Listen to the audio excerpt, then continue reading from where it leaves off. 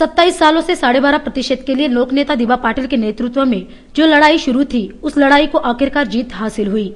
इस जीत के बाद नौकायन मंत्री जी.के. वासन ने इसकी एक प्रत सांसद गजानन बाबर को सुपुर्द की, जिसे लेकर सांसद गजानन बाबर ने मंगलवार को दिवा पाटिल से मुलाकात की और इस जीत के लिए उन्हें शुभकामनाएं दी। किंवा याचं तर सुरुवात दिवा पाटील खासदार यांनी सातत्यानं पाठपुरावा केलेला आहे। विशेषतः याच्या आंदोलनासाठी काही याच परिसरातील शेतकरी हुतात्मे सुद्धा झालेले आहेत।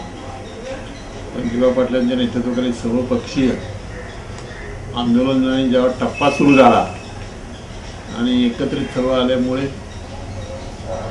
आजच्या या दिवसाला यश दिवा पाटलांच्यामुळे आलेलं आहे। आणि म्हणून मी ते पत्र माझ्या जरी हातात मिळालं असतं तरी सुद्धा दिवा पाटलांना मी देण्यासाठी आलो की साहेब तुमच्या प्रयत्नामुळे हे झालं, मान्यच करायला पाहिजे। म्हणजे शेतकरी भाग्यवान आहे, त्यांची पिढी जी आता नवी येते उगवते त्या पिढी खरं भाग्यवान आहे। पण आता त्याला टाइम बॉन्ड म्हणजे जरी जीएनपीटीनं जागा दिली असली तरी सुद्धा त्या जागेला डेव्हलपमेंटला जो खर्च येणार आहे तो खर्च सुद्धा जीएनपीटीने मंजूर केला आहे। आता आमची डिमांड सर्व पक्षांची आणि दिवा पाटलांच्या नेतृत्वाखाली हीच आहे की इतक्या वर्ष आम्ही थांबलो, पण आता जे काही द्यायचं आहे ते ताबडतोब द्यावं, अंमलबजावणी आणि टाइम बॉन्ड झाली पाहिजे। म्हणजे या 2 महिन्यात एवढं, 4 महिन्यात एवढं आणि एवढं वाटप झालंच पाहिजे। आता परत जसं आलंय शिजलंय आणि थंड करायला ठेवलंय असं होता कामा नये, एवढी आमची अपेक्षा आहे। आणि म्हणून साहेबांच्या बरोबर आम्ही भी आहोत, दुसरं काही म्हणत नाही या दिवशी। इस दौरान लोकनेता दिवा पाटिल ने भी अपनी भावनाएं जाहिर की और प्रकल्प बाधितों को यह आह्वान किया है कि जो पैसा लाभार्थियों को मिलने वाला है उसका सही उपयोग किया जाना चाहिए। 12.5% जमीन जीएनपीटी प्रकल्पग्रस्तांना मिळावं हा एक जनतेच्या एकजुटीचा ऐतिहासिक विजय आहे असं आम्ही सर्वजण मानतो। आणि याचं श्रेय प्रामुख्यानं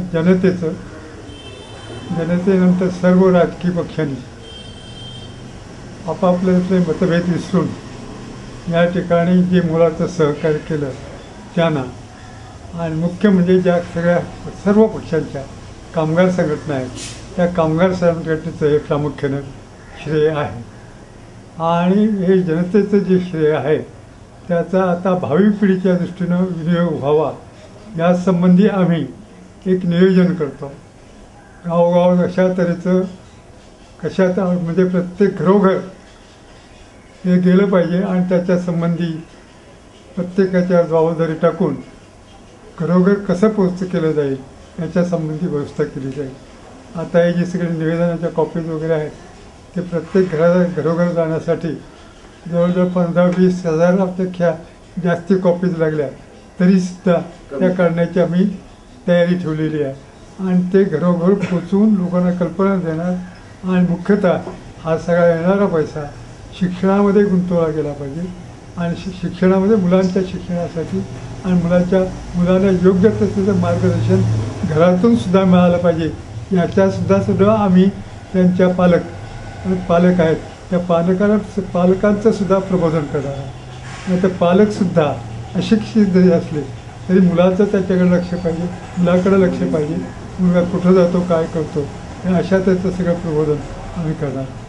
इस अवसर पर तालुका प्रमुख रामदास पाटिल, उरण तालुका प्रमुख दिनेश पाटिल, झडपी सदस्य मनोहर भोईर, बाल विचारे भरत कुरघोड़े आदि गणमान्य उपस्थित थे।